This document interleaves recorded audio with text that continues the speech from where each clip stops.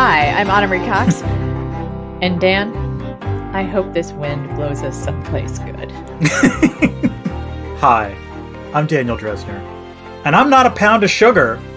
I'm a political scientist, Anna.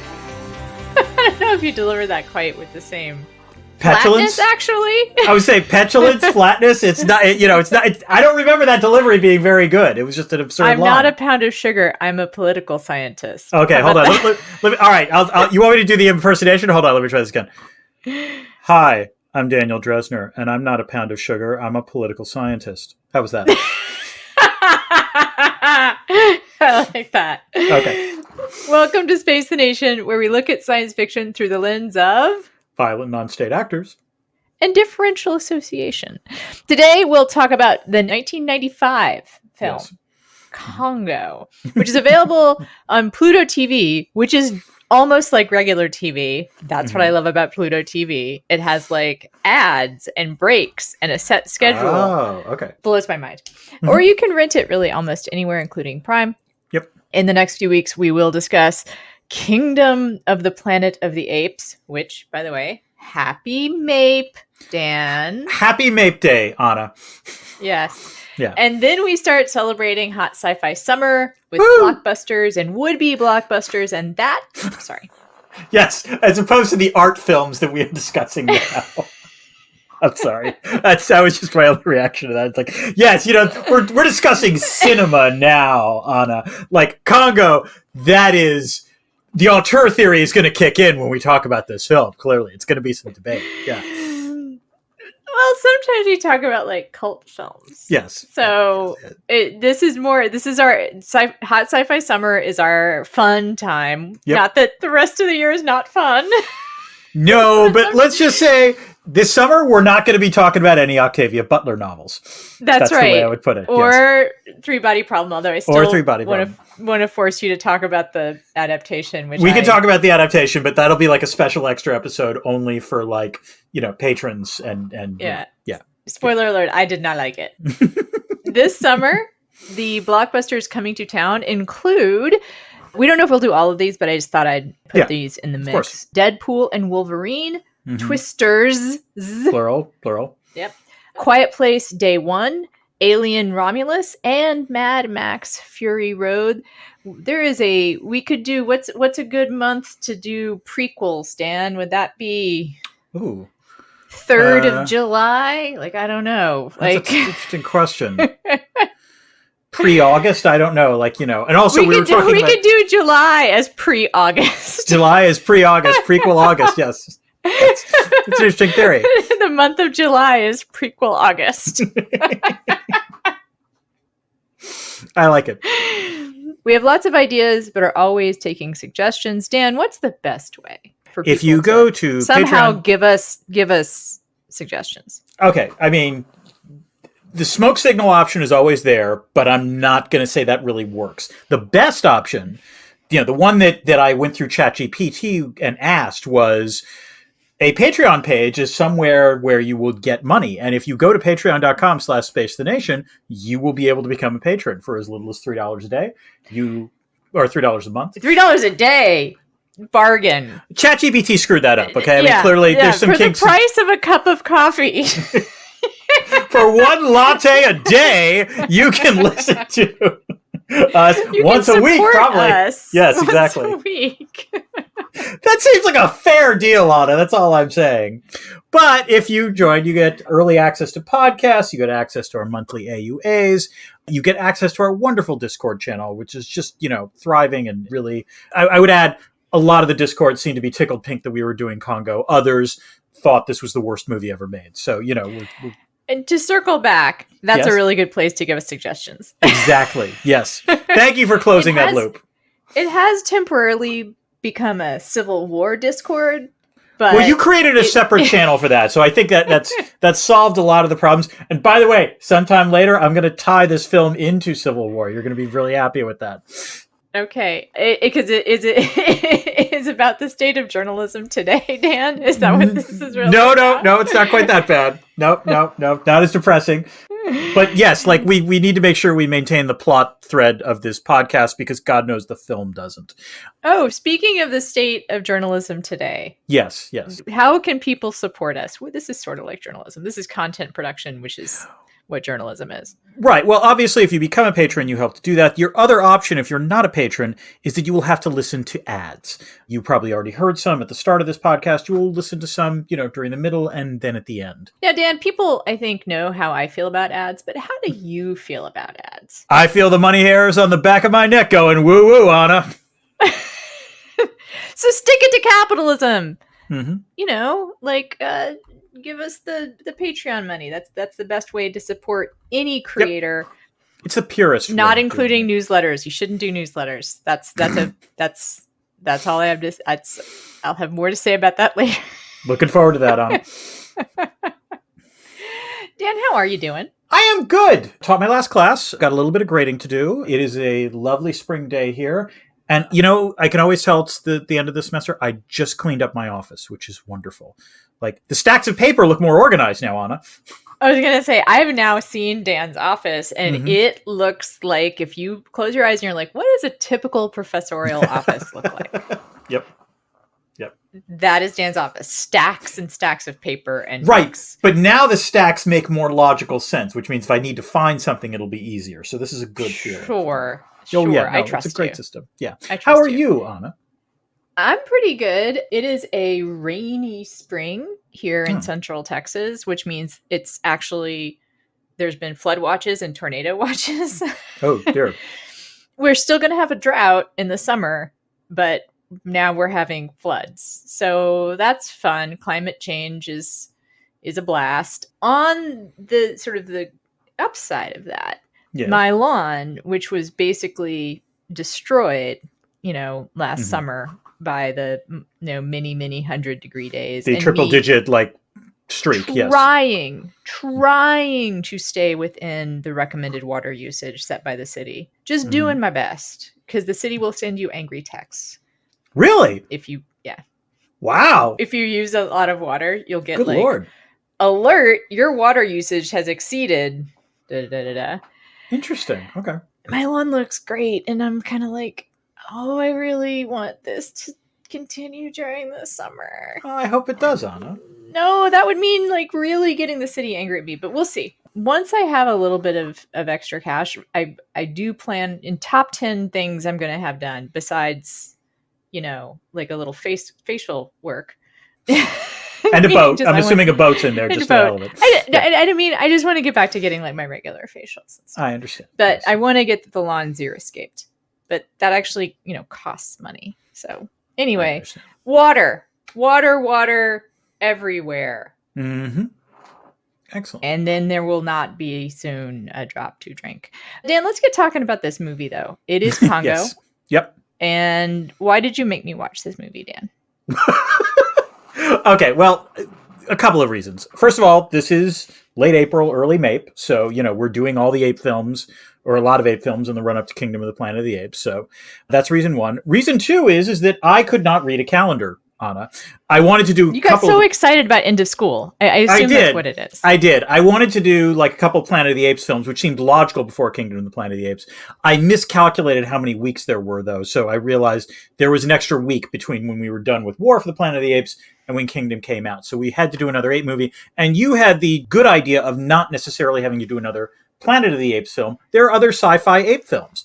Although my conclusion after watching this one and after what we've done so far is it is impossible to make a sci-fi ape film that is not at least a little bit goofy. You cannot purge all the goofiness.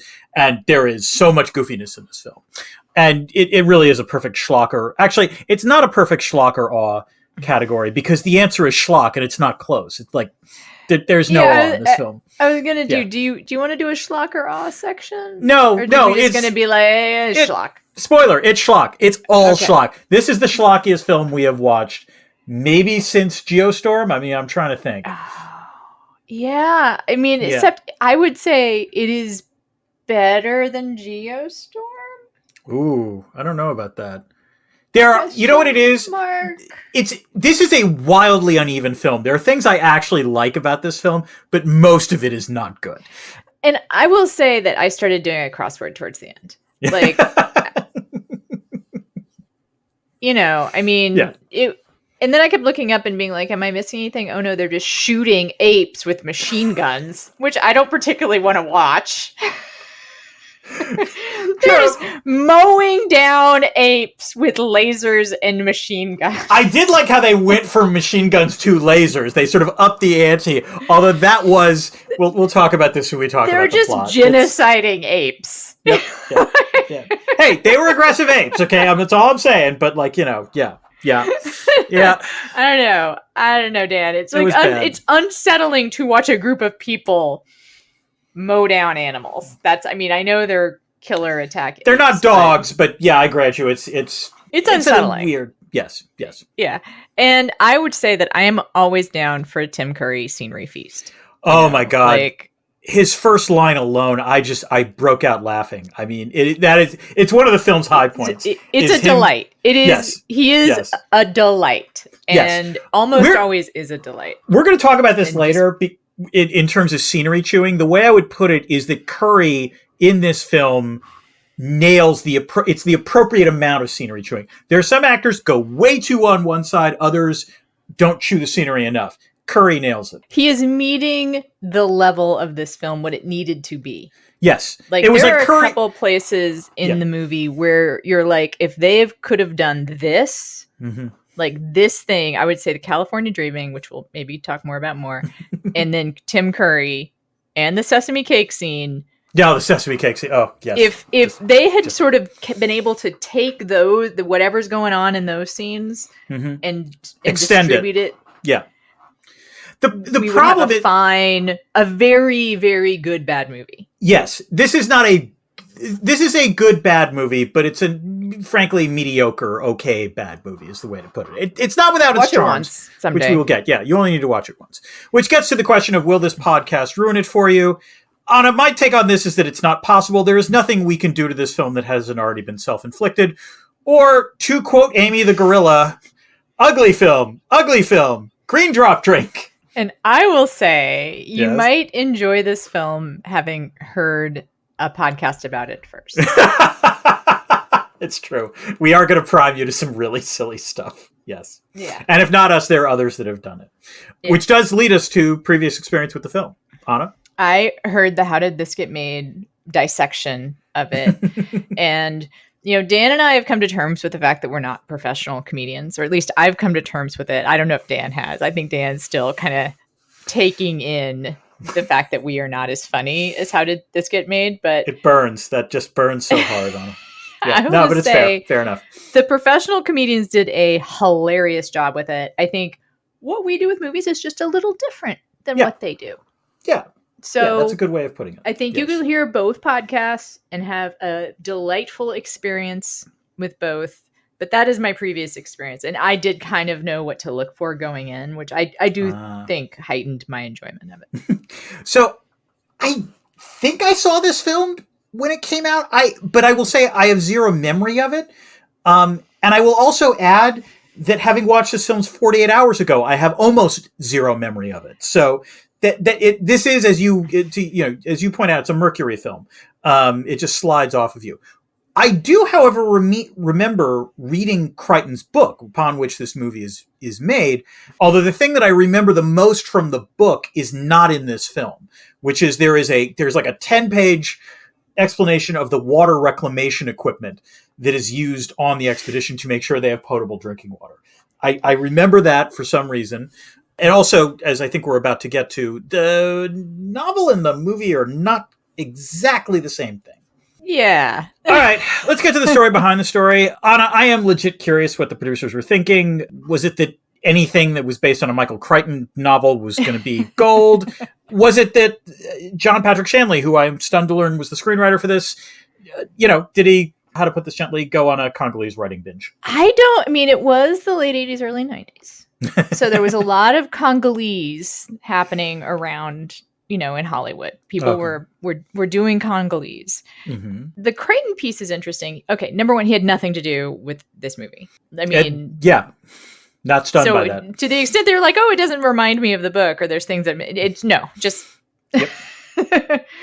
They don't have anything in common because they weren't written by the same people. What I would say is, let me put it this way. Crichton, as we have discussed before, is a flawed human being in a variety of ways. But as a writer, the one thing you always have to give him credit for are well thought out plots. That is not what this film is. Right. And it's you can't even really trace it. Well, you can trace it to Crichton mania. But one of the interesting, odd things about the journey that this movie took is that Crichton sold it in 1979. Oh, wow. Okay. So he had just, I believe, written and directed the first Great Train Robbery. And so he wanted to write a follow-up for Sean Connery. Real boner for Sean Connery, this guy. And wanted to do a Great White Hunter piece that based on Alan Quatermain. And he saw it as kind of a serial-esque thing. Recalling, I don't think Raiders had come out yet, right? No, Raiders came out in 81, so that's interesting. Right, so he was kind of thinking in the same vein as Raiders. And he successfully pitched the movie to 20th Century Fox. He left the project when he learned he could not use a real gorilla to portray the character of Amy.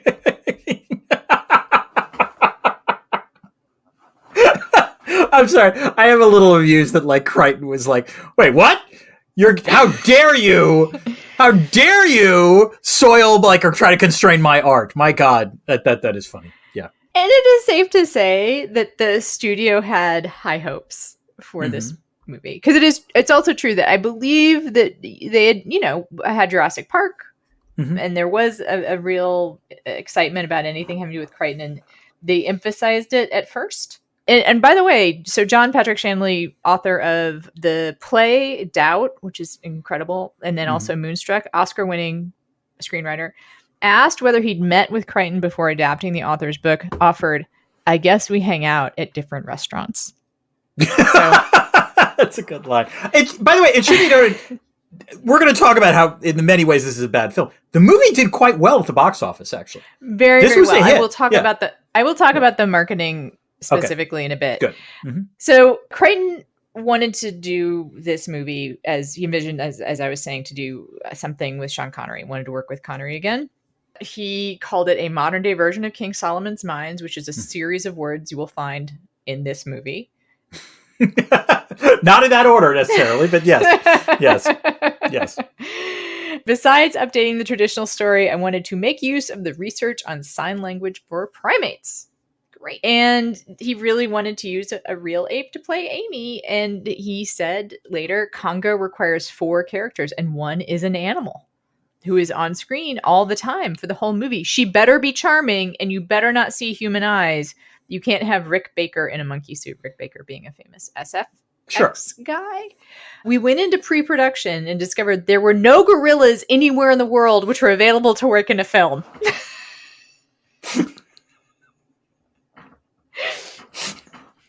I mean, Anna, it's well known the Teamsters run the gorilla acting. I mean, you want to get past the Teamsters on this one? Good luck to Crichton. That's all I can say. There are some gorillas used in research. We attempted to hire them and we couldn't. So I guess gorilla agents are hardcore. That's what I would say to this, is that they want gross points, not net. It's a thing. That's what I hear. They could not get the gorillas out of the research department. And unwilling to compromise on his ideal of not using an actor in a suit to play Amy, Crichton made the unusual move of recommending to Fox that they not make the movie at all. It was then offered to Steven Spielberg. And he at least considered it, since he thought he could bring Amy to life with the same kind of technology he used on E.T. and Jaws. I've had lots of success with mechanical creatures, Spielberg said. Yes, Steven, but this isn't a fish, Crichton replied. So that's also Crichton's recollections. And I am quoting here, actually, a really good Den of Geek article about the making of this movie. And there isn't a lot about John Patrick Shanley, about what his thinking or consumption of Congolese marching powder was. Yes. Marching powder. Now, the marketing of the film is kind of a part of internet history, actually. It was one of those films like that they use the internet really aggressively. And they also had a plan. So It did go to Paramount Pictures eventually. That's important. Mm-hmm. In a room full of hard-nosed executives, Paramount Pictures boss Sherry Lansing stood up and reportedly uttered the following. You all know about Tom Cruise and Harrison Ford. Now, I want you to meet Paramount's newest star. A door swung open and in walked Amy the gorilla. Oh my God. Oh God. Wow. All right. This is reported in the New York Times. As told in the Times, the people in suits stood bolt upright and began glancing around at each other. They were all a little startled at first when Sherry brought a gorilla into the room, Kathleen Kennedy said of the meeting. But it wasn't a gorilla. I mean, Amy's not a gorilla. I don't know. Maybe it wasn't, but they treated it as if. I mean, in some ways, that speaks well to the effects. I mean, but like, just to be clear, Amy the gorilla is portrayed by a human woman in like a ape suit. Like, it's a well done. It's a good ape costume. It is a good ape costume.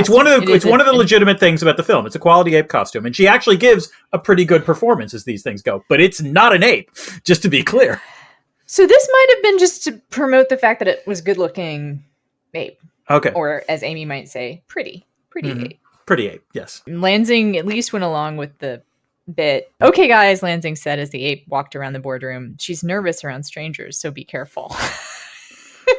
Okay. So they pushed Congo really hard as a must-see summer film, competing with Batman Forever and Pocahontas, also out that summer. And I actually vaguely remember the promotional tie-in with Taco Bell. No, that I've forgotten. Sure, if there's anything that makes you think of Mexican food, it's a film set in Central Africa. That tracks. Or if there's anything that Mexican food makes you think of, it's a film set. Yeah, exactly. Yes. Central Africa.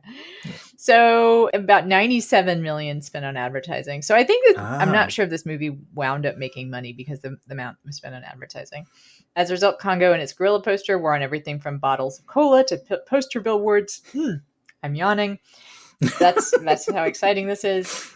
To a newfangled thing called the internet. You have to seem to be in every place. Paramount's marketing boss, Arthur Cohen, told Associated Press, you have to make the American public believe they're not good people if they don't go to this movie.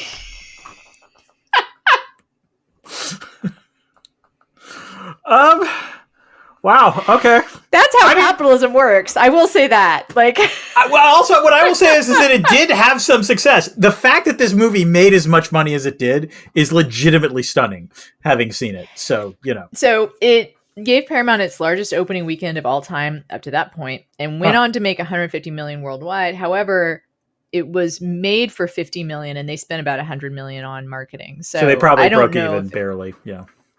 Yeah. It got terrible, terrible, terrible reviews. It has a 29% on Rotten Tomatoes.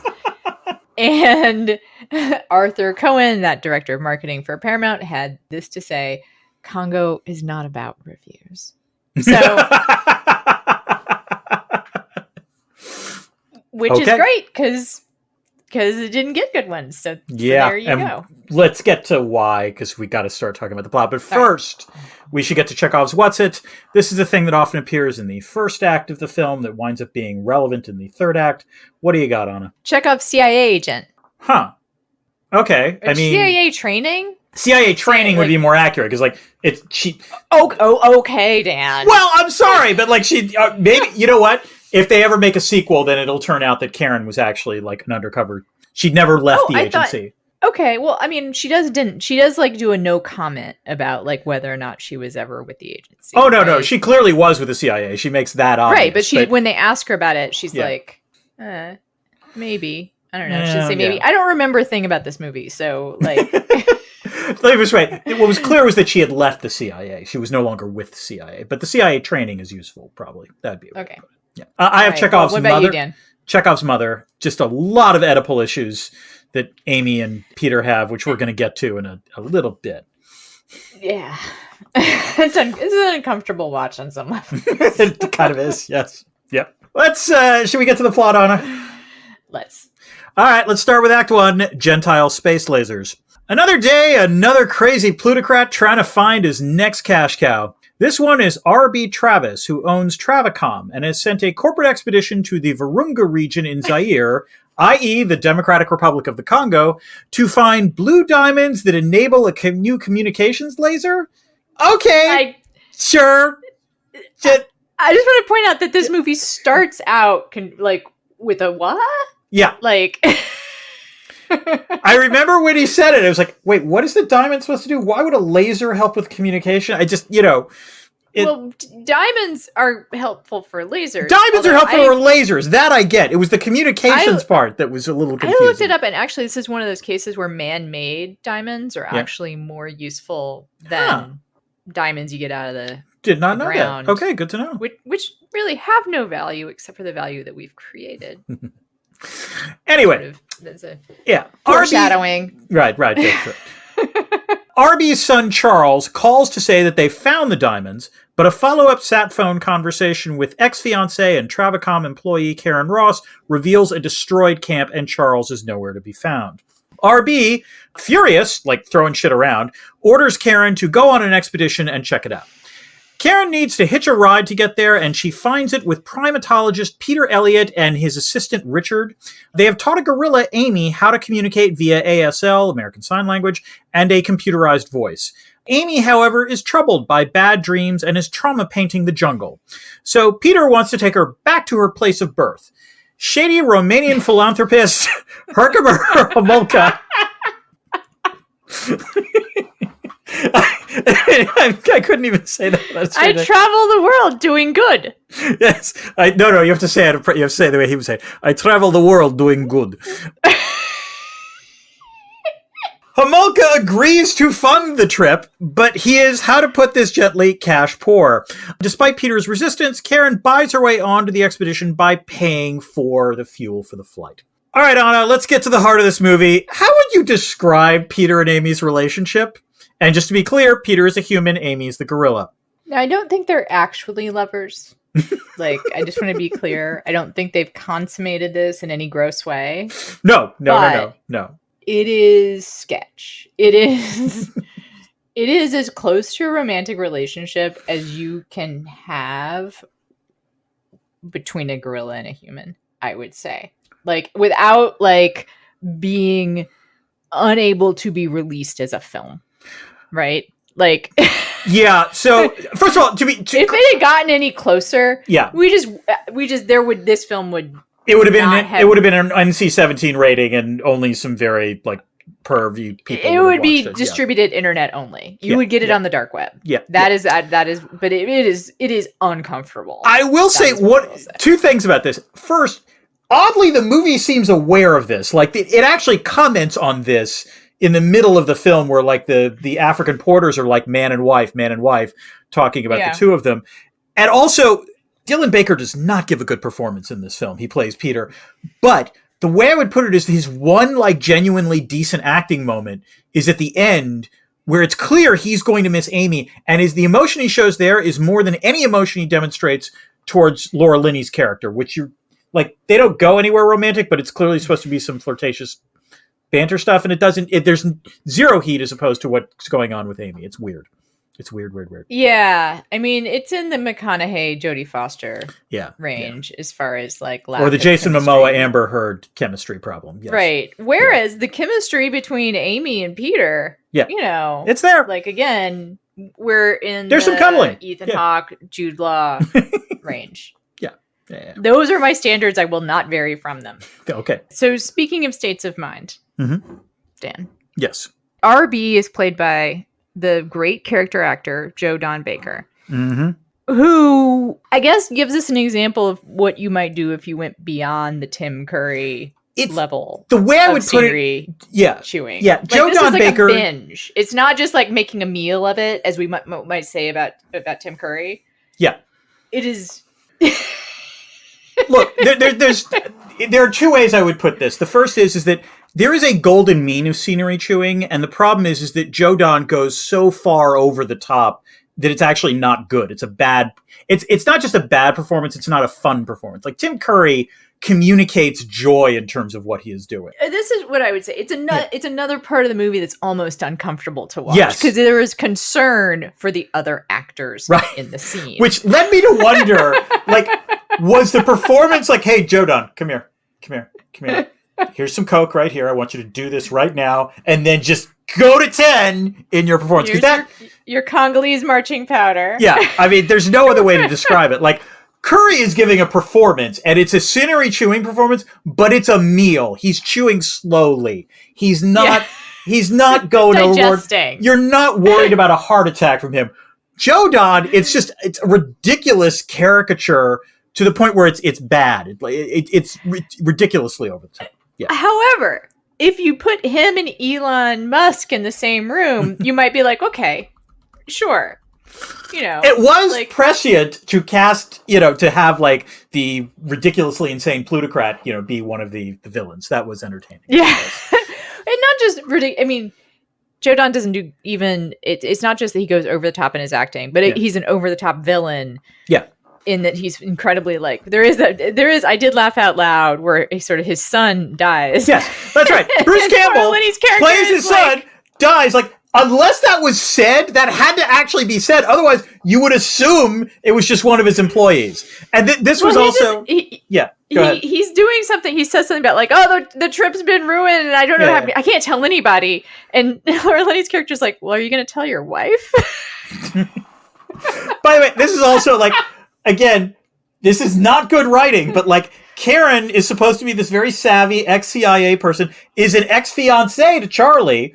Not that we ever know that backstory, but like when she goes, she actually asks, Arby, we're going to get Charlie, right? Like the diamonds are just peripheral. And like Jodan gives the least persuasive answer that possible. And Karen's like, okay, I'm going to go then. Like it's just absurd. It's a bad performance. Yeah. Okay. Performances will probably come up again. Yeah, they're going to come up again. Let's move on to Act 2, planes, rafts, and jeeps. It turns out that getting to Zaire is pretty complicated as there's a civil war going on. The Kigani are pissed and the border is closed. Fortunately, Travicom hires some fixers, Eddie Ventro and Monroe Kelly, to get them in. Ventro gets them to Tanzania and Monroe bribes Captain Wanta to let them take off into Zairean airspace. Wanta warns Monroe about Homolka, but Monroe already knows, as he later explains to the others that he had rescued Homolka from his previous disastrous safari in search of the lost city of Zinj. The expedition parachutes into the jungle as the plane is fired upon and destroyed. I have to note here, this is not a huge thing, but it's pretty dumb, where, like, in order to have Amy jump, they've got to, like, drug her, and you ostensibly have Monroe holding Amy the gorilla, and then the parachute is supposed to go, and somehow he's supposed to keep his grip on Amy, which was just wildly implausible. Not the biggest plot hole, but you can have a parachute automatically deploy if you attach it to like the runner in the plane. Right, but I'm saying there's no way he could have held on to Amy even in that situation. He would have dropped her. From having jumped off. You jumped out of a plane. I have jumped out of a plane. Oh my goodness, I didn't know that, Dan. Yeah, I jumped out of a plane. Yeah. Well, didn't somebody hold on to you? It was a tandem jump. Yes. But the tandem jump meant that we were strapped together. There's no straps on Amy. He just grabs Amy. Like the shock of like when a parachute opens, no way does he successfully hold on. I kind of want to sidebar you jumping out of a plane. Oh, yeah. The fact that you haven't mentioned it before is actually the most impressive thing about it. Was it when you went to Antarctica? It was not when I went to Antarctica, no. No, that would have been a badass move. That's how I got to Antarctica, Anna. How do you think I got to the continent? I parachuted. Now, to be fair, at the Mountains of Madness, I believe that they do jump out. They crash the plane. I can't remember. I somehow remember. I remember jumping out of planes, but okay. We move on. Let's move on. Yep. Okay. We'll talk more about it at some point. I'm just shocked that I haven't heard about this before. Yep. The expedition parachutes into the jungle as the plane is fired upon and destroyed. They encounter the Mizumu, a local tribe, a ghost tribe, I believe. Sure, whatever. Who takes them? Yeah. Takes them to the racism of this movie is. Oh yeah, it's yeah. Yep. The Mizumu take them to Bob Driscoll, a wounded member of the previous Travicom expedition. Did you notice played by John Hawkes, by the way? Oh, I did not know that. Yeah. Or I did not notice that. Again, like I started doing crossword at some point, so missed some stuff. Bob screams at the sight of Amy and then immediately dies. By the way, this is one of 2 screaming then dying sequences in this film. The group continues by boat, having some fun adventures with snakes and hippos and leeches and sing-alongs. Homolka finally admits that he believes Amy can lead them to the lost city of Zinj, which was allegedly built... Because of the ring that he has with the eye on it. Yep. Like, no other thing you would... No eyes ever. No one has ever done another eye. Yeah, no. It's not terribly persuasive. It must be Amy and this eye and the lost city of Zinj. I mean, this is some of the worst lore ever in any movie. Yes, it's bad. Anyway, but the lost city of Zinj was allegedly built around King Solomon's mines. Amy's drawings do contain an eye that is similar to the artifact from Zinj. It is similar to every other eye ever. Yes. Like, it is similar to, it is an eye. Yes. That is what it has in common with other eyes. Okay. It is recognizable as an eye.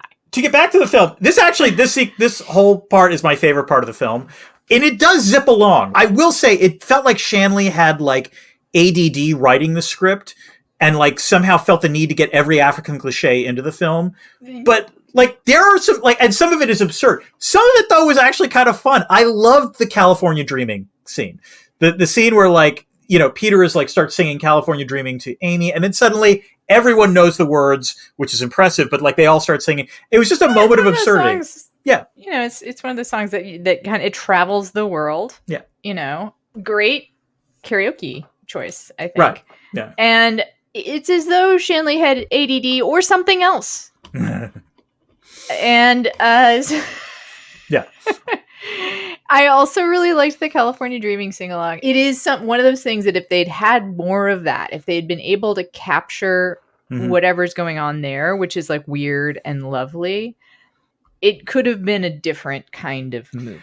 I agree. I don't know if it would have been possible. Like all of this part of the movie has this feeling of like Shanley just literally throwing stuff at the wall and figuring out, will anything stick? And some of it does stick. The California Dreaming thing sticks, but I think he had no clue what was going to work and what doesn't, and that's part of the problem. But some things did work, I think, so that's fair. This is like it's a Congolese writing binge, and it makes me think of like what we supposed then, which is that it's like morning pages, or just you just like write, sure, like turning off the self-censor.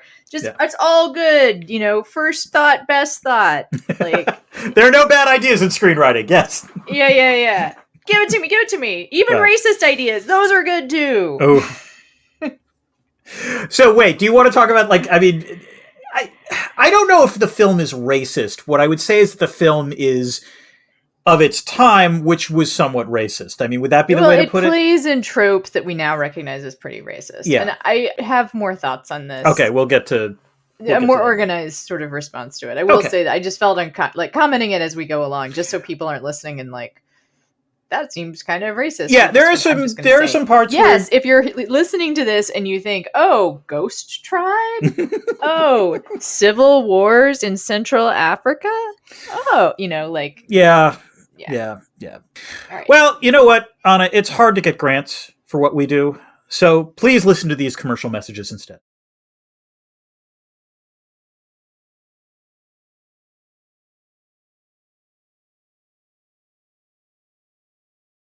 Dan, stop eating my sesame cake.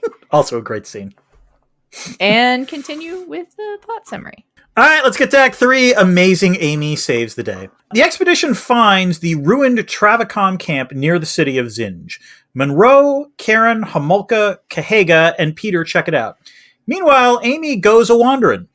Inside the city, the volcano rumbles, and then the group is attacked by some vicious gray gorillas. Richard runs in and becomes the second character to scream and then die. The gorillas also killed some porters. That evening, the survivors keep the gray gorillas at bay with automated sentry guns and the prodigious expenditure of ammunition. This was the scene that Anna referenced earlier, where they're just, killing a bunch of apes. Mowing down gorillas. Yep. At daybreak, Homolka and Amy are missing, so our remaining protagonists go looking for them. The hieroglyphics in the city suggest that the inhabitants bred the gray gorillas to bring out their aggression and guard the mine. Finding the diamonds, Homolka begins collecting them only for the gray gorillas to emerge and indicate that they don't take too kindly to that kind of pillaging. Monroe, Karen, and Peter look like they're in trouble too, but Amy appears and intimidates the grays into not attacking. This section actually managed to rubbish the one idea I legitimately thought was interesting in the film, which they sort of toyed with about 20 minutes earlier, which was the idea that Amy didn't fit in anywhere because she'd been humanized so much. Like, you first encounter the gorilla. Oh, which, by the way, I love that line that Peter says, "I know, I've read the books." Like, that was a bad line. It was just a horrible line. But anyway, Amy encounters that gorilla, and like, it's a clear... You're supposed to feel like Amy doesn't know what to do. It's an awkward interaction. And indeed, Karen even says she doesn't really belong anywhere, does she? And then, of course, 20 minutes later, no, it turns out Amy can intimidate the shit out of the other gorillas. It was just, again, bad screenwriting. Yeah, I mean, I guess I can't believe I'm about to say this, but you can be able to intimidate and not belong, right? Yeah, okay. If anything, like, the intimidation sort of shows how she's not really one of them. They don't...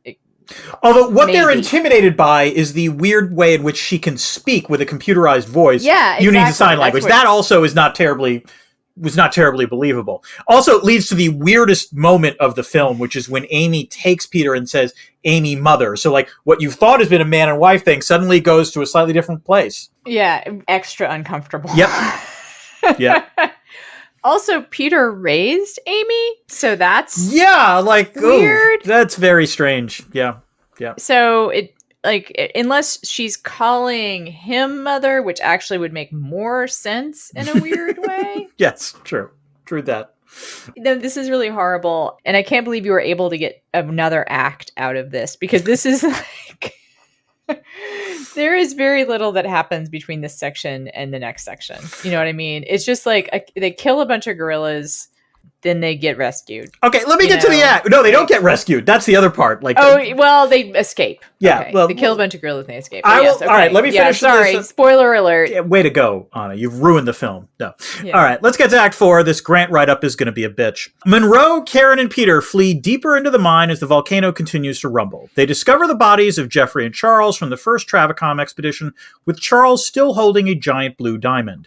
Karen fits the diamond into a portable laser that she's been carrying. Sure. Okay. Absolutely. Yep. And uses it to go on a gorilla killing spree in the most ludicrous moment in a ludicrous film.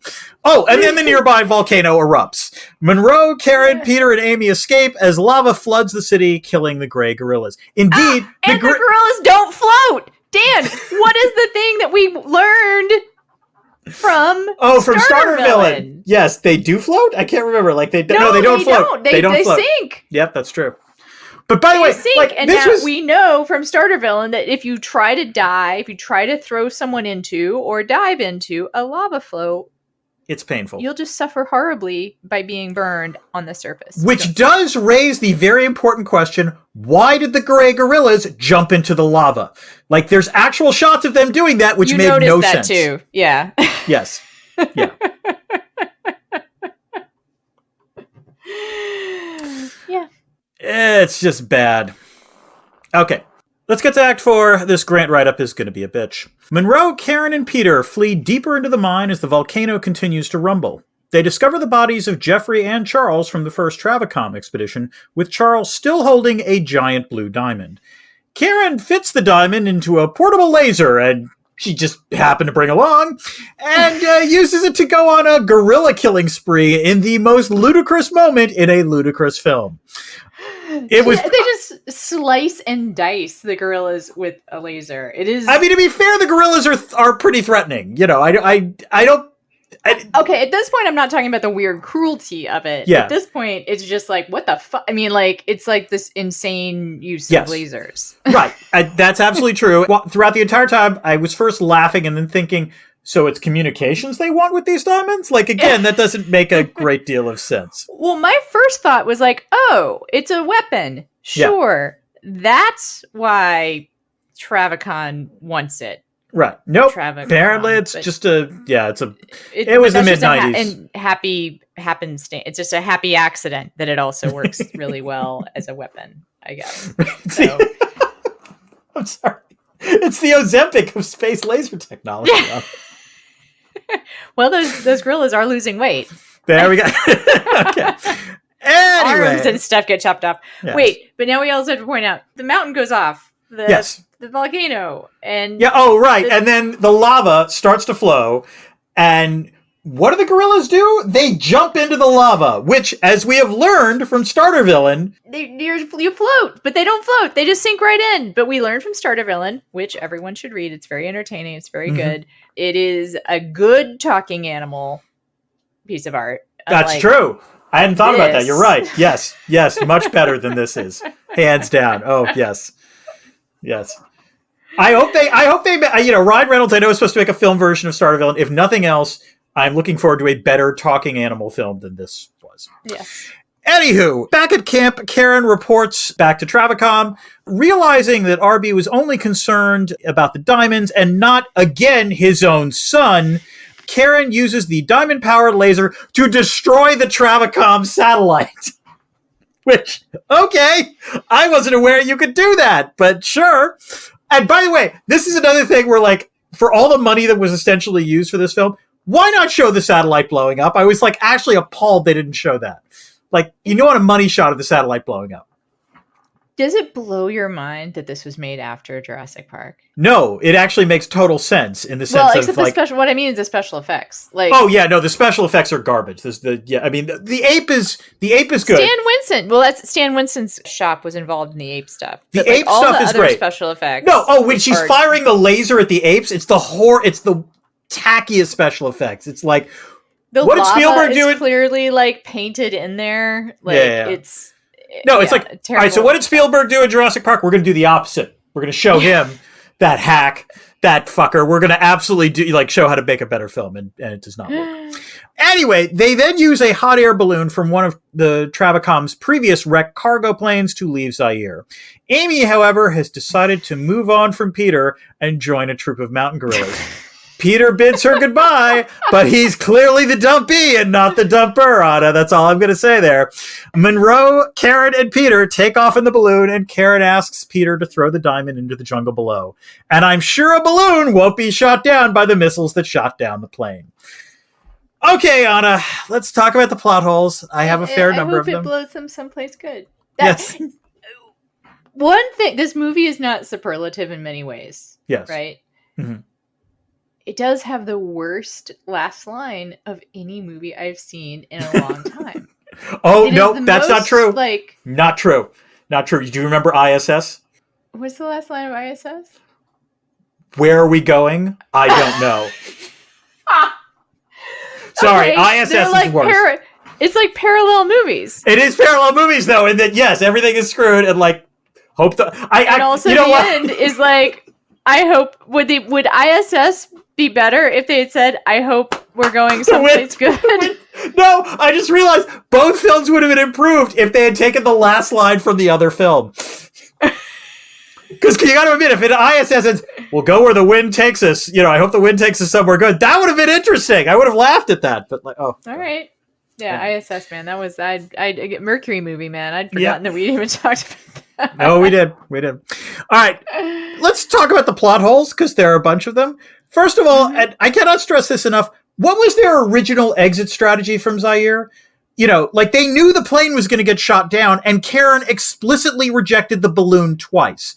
The only reason they were able to leave on the balloon was that they found a different one. So, I'm not sure what their plan was to get out of Zaire. Yeah, go ahead. Oh, you got it. Also, Karen does just take over the expedition at some point. Right. Mm-hmm. Do you know what I mean? Yeah. Well, she's the money. What was... Yeah, exactly. Mm-hmm. The whole thing is so contrived. I mean, they sort of explain why she needs to go with someone else who already has visas and stuff. It sort of made sense in the sense of you didn't want to raise attention to it. That I was willing to give the film a pass on. I was okay with that. Okay. Yeah. All right. Yeah. Except for the communication lasers. Well, no, that made no fucking sense whatsoever. That's just absurd. Yeah. Okay. Second thing, if Zinj is at the base of an active volcano, there is no way any part of Zinj would have survived all these years. It would have just been buried underneath lava.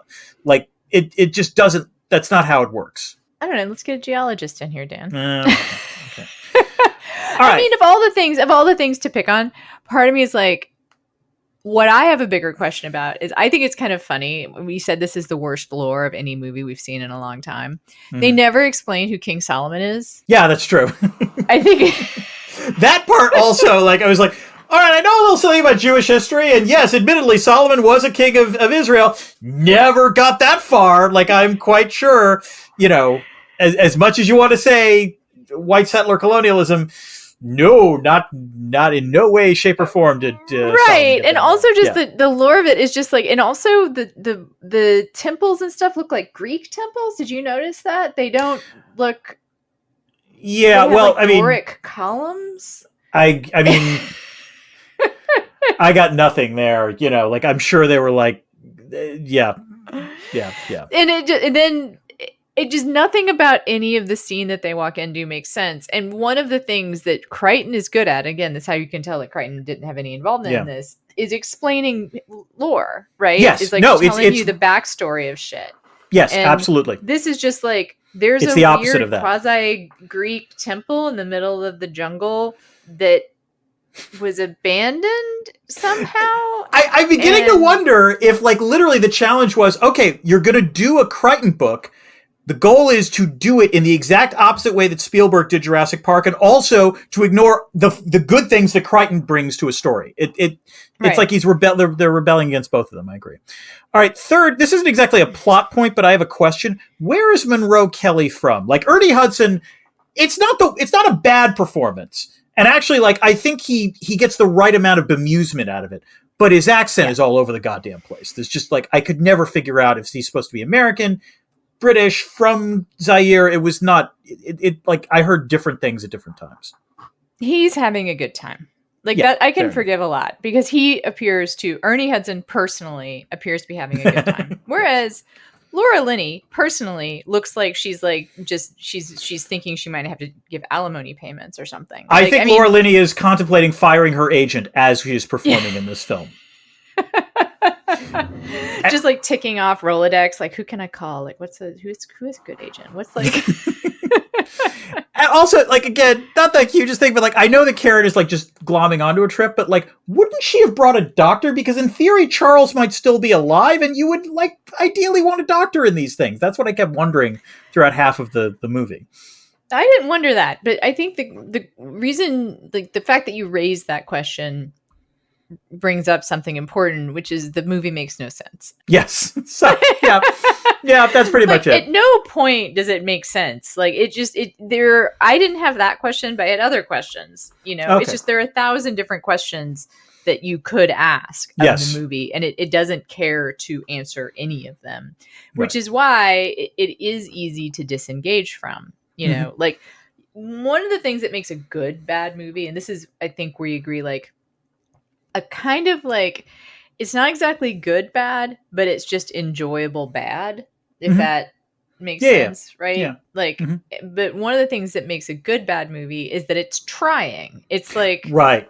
And it wants to engage the audience. There is an element of try hardness. Like, there is an element of, like, we want you to like us.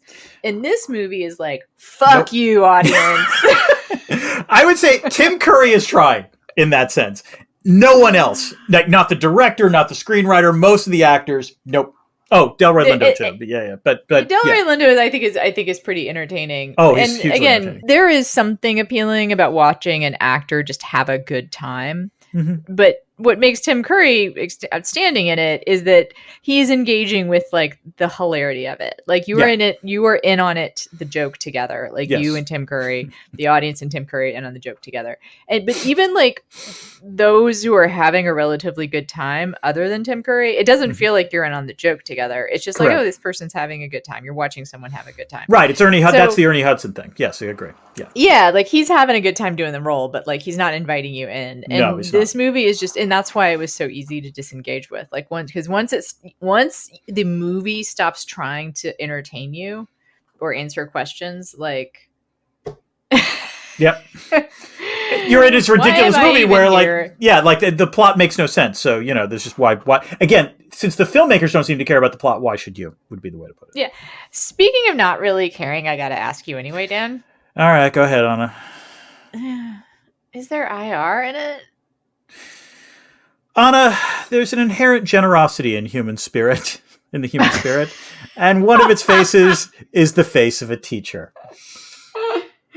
But I'm afraid I have generosity and human spirit, but not this movie. Yeah. Anyway.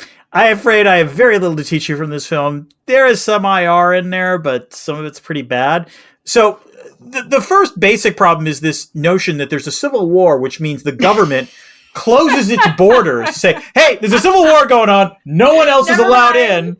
Nope. Not going to allow that. I mean, let us have our civil war. Right. We'll just do it behind closed doors. It's like a married couple. Yes, exactly. It might try to do that, to be clear, but its ability to do so is usually compromised by, the actual civil war. And indeed, this unfortunately has been true in the DRC for quite some time, as just about every neighboring country, in particular Rwanda and Uganda, but also Angola, Namibia, and Zimbabwe, and South Africa, have intervened directly or by proxy in the DRC, in the Democratic Republic of the Congo, and continue to do so on and off for about the last 30 years. The idea that anyone would waste surface-to-air missiles on a pretty weak-ass cargo plane, as opposed to, fighting the Civil War. Yeah. With a gorilla in it. It seems a little far-fetched. They don't know that, to be fair, but it's just it's a cargo plane. Yeah. What? That said, the film does correctly point out, and again, this was Delroy Lindo's line, that, civil wars are an opportunity to settle scores. That is correct. And hey, we found something that this film has in common with Alex Garland's Civil War on it, which I didn't think was possible before. Slightly more accurate. You just really think it would be funny if Jesse Plemons' character, the son, dropped into this movie. No, what would be better? What would have been better is if one of the locals, if the Delroy Lindo character had been like, oh, so you're part African? Well, where from Africa are you from? So Monroe Kelly would have said, no, I'm African. It's oh really? Where in Africa? What kind of African are you? That would have been funny. Slightly more accurate and actually slightly interesting is the notion of American soft power, even in, Central Africa. So, the fact that everyone knows the words to California Dreaming is an example of that. But also Captain Wanda explaining that the reason they're going to get into Zaire is the gorilla, and that everyone is apparently afraid in that region of being mean to a gorilla in an American movie. So God forbid that, they played a stereotype. So that's about it. I frankly could not devote more energy to the IR of this film because it's stupid. Okay.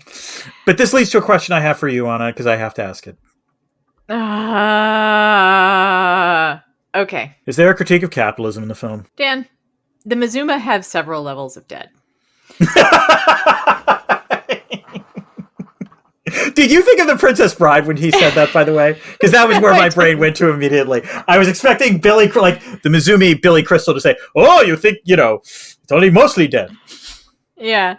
They have several levels of dead, and the deadest level of dead is how my soul feels about this movie.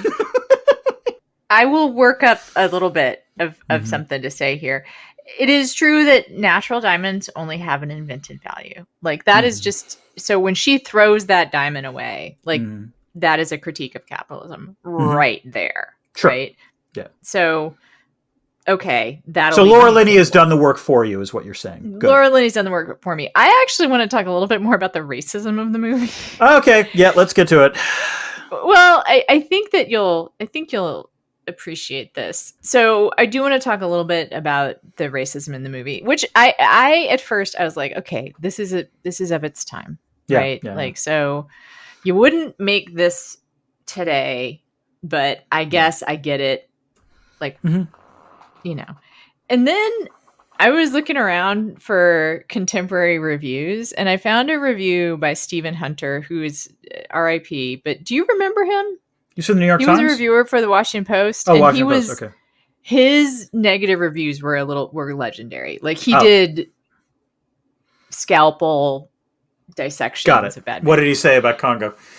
I'm so excited to read you parts of this. The headline is, Crichton's Congo is dreary, insensitive, and cruel. And I'm just going to read the lead here. Is Bob Dole behind Congo? No movie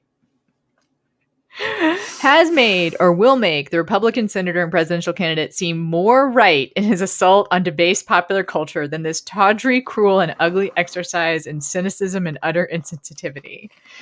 Isn't it a little late in the game to expect an audience to get with a film that watches gleefully as guys with automatic weapons mow down an unknown species of gray gorilla? Talk about natural-born killers. And then he just goes, he goes off, King. He goes off. The movie is swaddled in unconvincing technical nonsense, crude workups of satellites that look like tin cans with tail fins floating through space, and glitzy communication screens with irrelevant readouts buzzing across their surfaces. All of this can't disguise that the film is basically the old-fashioned exemplar of imperialism and racism, the safari movie, that is hiding its rancid heart behind a fig leaf of political correctness.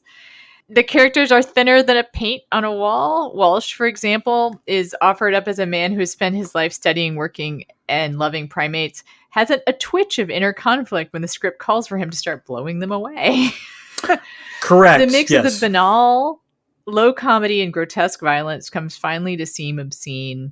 What bothers me the most is an issue of technique. When the men shoot the gorillas, the camera is frequently sighted over a man's shoulder so that we can enjoy the whole cause and effect thrill, the gun firing, flashing, ejecting shells, and the animal staggering as the bullets detonate in bloody blossoms across its body, and then sag towards oblivion. Yeah. Yeah, fair enough. Yeah. So R.I.P. again, Stephen Hunter. And also, it is somehow like cool to me that someone recognized like the offensiveness of this movie, and also that it's not just like a SJW level offensiveness, but like this is poorly made. Yeah, this is a shock to the system of someone who just cares about movies a little bit in terms of craft. Oh yeah, no, there is not a lot of craft in this film. We'll get to some of it, but yes. What will we get to, Dan? Well, let's move to the least you can do. So we have noticed on occasion that Anna or I, often Anna, but sometimes myself, damns a movie with faint praise, a praise that would be very funny if it were on a movie poster as an endorsement. Anna, what is your faint praise for this film? The ape effects are not distractingly bad. That is correct. Mine would be Joe Pantoliano and Delroy Lindo do not embarrass themselves in this movie. I feel like we need to rephrase those in order to be stuff that would like be okay on a film poster. So like maybe mine would be the ape effects are adequate. Let me see on mine. You will watch Joe Pantoliano and Delroy Lindo. There we go. How about that? I like that. Yes. I like that. All right, hold on. Scream die! Yes. Yes, exactly. It's time for Discordant Notes. This is where we take a question from our patrons. They ask on the Discord and answer it in the podcast. This week's question comes from Dan Brennan. With a cast of all-star scene chewers, who had the most restrained performance? And that is a great question because there is a lot of scenery chewing in this film. And the surprising answer, hands down, is Bruce Campbell, who you would not even remember that it was Bruce Campbell. Like, that's how little chewing he does in this film. Well, he doesn't have a lot of screen time. He doesn't, admittedly, but like a good half of the time he's on the screen, he's dead. So I think that if you do a screen time to scenery ratio, yeah. Okay. You might find that he has more scenery chewing, but for Bruce Campbell. By Bruce Campbell standards, he's just playing a generic. It is a restrained performance. That is correct. He's just playing the generic, like, erstwhile love interest, but he's the MacGuffin. But yeah, it's on the other hand, Joe Don Baker. My God, it's just nothing but chewing the entire time. Oh God. Mm-hmm. All right, and like again, weirdly worrisome. Yes, so. But by the way, I legit to go back to the tagline. Joe Pantoliano, legitimately great. Like he's got the exact right vibe. And Delroy Lindo in his 5 minutes. I think the high point of this film is Delroy Lindo and Tim Curry interacting, where he says, "Stop eating my sesame cake." The film goes downhill after that. Yes. Yes, I agree. All right. Drill apart. Yep. Hitting. Yep. It's the debris field. It's time to talk about the stuff that we missed or did manage not to get to from the previous parts of the podcast. Anna, do you have a lot or a little, or what are we talking about here? I have some stuff. Okay. We talked a little bit and let Stephen Hunter talk about the racism some. I will point out the number of times that this is racism only apparent in subtitles. Mm-hmm. Native singing and oh native yeah, language. I noticed that. I noticed that too, and I was like, "Come on, show some specificity." Like, yeah, no, that was my reaction as well. That's fair. Yeah. I did like, again, unusual for a Crichton film, but I did like how it's not a Crichton film, Dan. I know it's not a Crichton film. All right, I like how from a film based off a Crichton novel, Karen takes absolutely zero sexist bullshit from Wanta's men, including Wanta. Like, it wasn't a huge deal, but like, he like extends to kiss her, hand. She's like, no. And then like when someone tries to harass her, he just elbows him in the balls. Again, and it was just well done. I like that. This is how you know it's not a Crichton involved film. That's what I mean. Yes. But, and also they just reserved all of the weird sexism and gender stuff to Amy. Yes.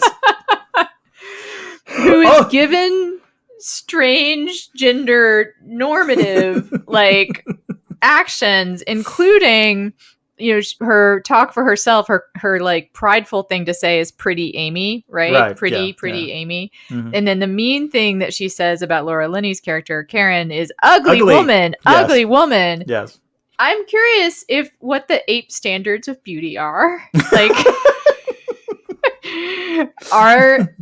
They probably aren't the same as humans, in which case I wonder if every woman would be ugly to Amy. Like, what does she think pretty is pretty having hair on your face? I got nothing on this. Pretty okay, so there's that. There's like a strange both what does just an objective question I have, I guess, which is what does pretty mean to an ape, and then also sort of grafting lookism onto Amy, which seems strange. And then relatedly, and this is all one debris field. This is just one big asteroid of debris here. It is strange to give her a child's voice and have that quasi-romantic relationship and have her drink a martini. See, okay, the drinking of the martini was like the number of times Amy gets drugged and or like, like this way, Amy from California, like there's a version of this where Amy is like the protagonist from Sunset Hollywood, just like, constantly like pill popping. So yeah, fair enough. Valley of the Apes. Yes, exactly. That would be amazing. I want to point out that like, Richard as the character, so this is played by Elliot Hentoff, who I think winds up being like a producing partner with George Clooney. I'm just going to note that Richard... Interesting. Yes. He's actually pretty good. Yeah. Well, it's weird. He dies. He doesn't have much to do. And I want to be clear, the film and Amy don't give a shit about him. Like, there's a brief moment where like he runs in, screams, dies. Amy comes in to like get Peter out of there. You see Amy look at Richard and be like, okay, and then just keeps going. Like he'd done almost as much as Peter, but apparently Amy didn't give a shit about him. I just thought that was fascinating. Yeah. But he also has that funny moment where the movie actually does an interesting sort of commentary on colonialism, you could say, where he's asked that the porter, the Claude, African porter, yeah. like, what's your name? He's like, Claude. He's like, well, that's a weird name for someone from... Where are you from? Yeah, I don't think that was one of the honest exchanges. Like, it was like, why are you pursuing this? Yeah. I felt like it was genuinely funny. And again, like a little bit of a commentary on colonialism and racism. Sure. And then just like belonged to another movie. Exactly. Okay. Oh, go ahead. Oh, there are some good one-liners. I think that are like legitimately good one-liners. Yeah. Like not just... a safari. I don't even like picnics. That's I liked that. I liked when they're being interrogated and the guy said, "Who's Kafka?" That was actually like funny. This is Kafka-esque, and the guy goes, "Who's Kafka?" Again, like kind of a funny like you could have had a much better movie exploring the race, like if you'd done it like as kind of a commentary on colonialism and had these white people come in with their preconceptions about what this was going to be like, and then have the pushback from the people who actually live there who turn out to be savvier in many ways, right? Like, yes, they don't know who Kafka is, but also they don't need to know who Kafka is. Why they yes, exactly. Sorry, like, we normally don't criticize the acting, but neither Laura Linney nor Dylan Baker do a great job in this film. The number of times Laura Linney has a reaction to a dead person that is the flattest line read is there's a lot of them on it. It's not good. Whereas Dylan Walsh, it's just a bad character. Like, I don't know what direction he was given, but like he's just like, dishwater, like in terms of personality. I think that's one of the reasons why that relationship reads so disturbingly, badly, is that's the only thing that you see about him, right? Is that he has this bizarre relationship with an ape. No, and as I said, the only time Walsh actually is really acting is, in fact, interacting with Amy. That relationship is believable. And you believe that he's legitimately, like, heartbroken when Amy decides that she's going to stay behind. That was the one piece of emotion that Walsh actually nails in that role. And it's, again. And also, by the way, and Shanley doesn't do him any favors. He's just an idiot at various times. Like, there's that one moment where he says, okay, I think I'm done with this. I want to go somewhere else. And I'm like, you're in the middle. You have just parachuted down. You have no options. Now is when you're going to tell Monroe, oh no, I'm out of this. That's it. I'm done. It just made no sense. I also liked, again, this is part of what could have been commentary on white people going to Africa, which is the lack of translation when the porters and whatnot are talking. That feels like if it's intentional, it's a good thing to do, but I doubt if it was intentional. No, I don't think it was intentional. No. I mean, and furthermore, there is one moment of translation because you see, I think when he says man and wife, I think that is translated. That's it. But most of the time, they just have native language, native singing. Yeah, it was bad. I only have two more things. One, this is a small thing. It's a trope that I can't stand in films. Stop arming people who don't know how to use guns. Like, there's a everyone's in danger. Oh, I'm going to give this person who has never fired a gun before. You know what's going to happen? That person is going to accidentally shoot you. Don't do that. And again, like, the film again is lazy on this point because, like, it gives Peter a gun. He's like, I don't want one. And then, like, the next time you see him with the gun, he's like firing expertly and killing like 5 gorillas or something. This is maybe a kind of flat beat to end on for our debris field, but I will say it anyway, which is when they're looking for clues that Charles has been there before. Mm-hmm. I believe it is Ernie Hudson picks up a Hershey bar wrapper. It was Kahega, but Kahega, you know what? Also a great character actor. You wrote down his name. Yeah. Great character actor, and also like does a good job. Like, it's tiny little role, but he somehow stands out as, his second in command. So that is a compliment I want to give, because there are a few compliments to give in this movie. But I really wanted Laura Linney to say something like, "Oh, Charles loved Hershey bars." Like, otherwise, that would have been good. I agree. Otherwise, it kind of doesn't really make sense. Like, I guess they're humans there. I mean, there's no meaning to the Hershey bar. Like, once they it's, I guess, like I said, I guess humans were there, in which case. Yeah, so Kayega is played by Adewale Akinnuoye Agbaje. I'm probably mispronouncing it. He's great. Actually, this ties into Zaire more generally. He sort of plays the Mobutu Sese Seko character in The Bourne Identity. He's the villain. He's one of the villains in The Bourne Identity. Yeah, he stands out. It's someone who's not recognizable, I think, to most audiences. He stands out in this very tiny role. Right. He actually does some work. It's good. All right. I will close with a slightly happier note. I do want to give a shout out to Delroy Lindo and Tim Curry. They have some great moments in this film, and I don't know if they came up with them or not. But like, when the very first time that Homolka appears, the way he says Ceausescu, I just died. It was a mouthful. It was great, and again, he's good throughout most of the film.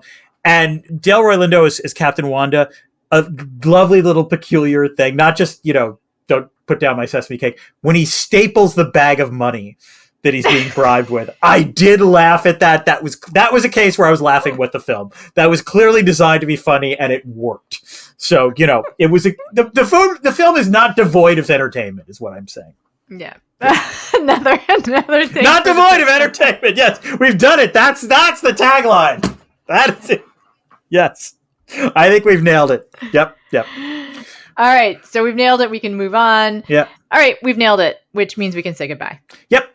Just a reminder, you can always reach us on social media. We are both on Blue Sky. I am at Dan Dresner. She is at Anne Marie Cox. We're also doing other things. I have a Anna Marie Cox. Sorry. Yeah, and we are doing other things. Anna, what do you got? I am on Instagram. You can look at my website, which is www.annamariecox.com. Pronounced differently, but spelled the same. Yep. Always working on lots of stuff. I have a newsletter people might be interested in, and I am still anti-newsletter. They are not the solution to journalism. No. They are an okay way for people to pursue specific passions. I will grant that. And your civic passion is Civil War. The movie Civil War. Yep. Now, it's not every day. I think it's probably just going to be like a couple times a week. But I do have things to say. There's more content to be done. Yep. There's more content. Good. And so please, that is at civilwars.substack.com. Dan, do you have a newsletter? I have a Substack. It's called Dresner's World. I think it's at dresner.substack.com, but just Google Dresner's World. I have a few other things that'll sort of irons in the fire that'll be coming out soon, but I will announce those once they're done. Dan, teasing. Sorry. I don't know when they're coming out is the problem. Okay. Mm-hmm. They're like things for normal humans to consume? Like yeah. Not... Okay. As opposed to my weird ape porn project that I'm working on. I meant like a textbook or something. No. No, I did publish a review in Foreign Policy, a book review of Henry Farrell and Abe Newman's Underground Empire, along with Anu Bradford's Digital Empires. So, see, I would make fun of you about that and be like, our listeners, that's not something. Except I now know how many of our listeners actually are big Dan fans. Like, I've jumped out of an airplane, Anna. I mean,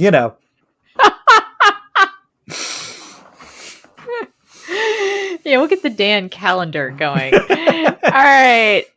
Every month is a different scene from Dan's exciting life. Merch! We've got to have the Dan calendar merch. That would be amazing. Oh, God. Dan in Antarctica. Dan in French Polynesia. Dan jumping out of an airplane. I have photos for all these things. I'm not going to lie. So yeah. Yeah. Dan in Bosnia. Serbia, to be fair. Serbia. Yeah.